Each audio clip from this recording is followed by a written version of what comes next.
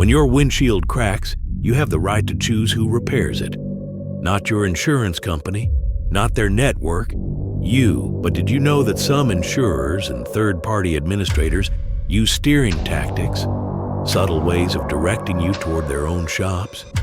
They might tell you that using your preferred local glass shop could delay your claim, void your warranty, or cost you more. These statements are often misleading or untrue.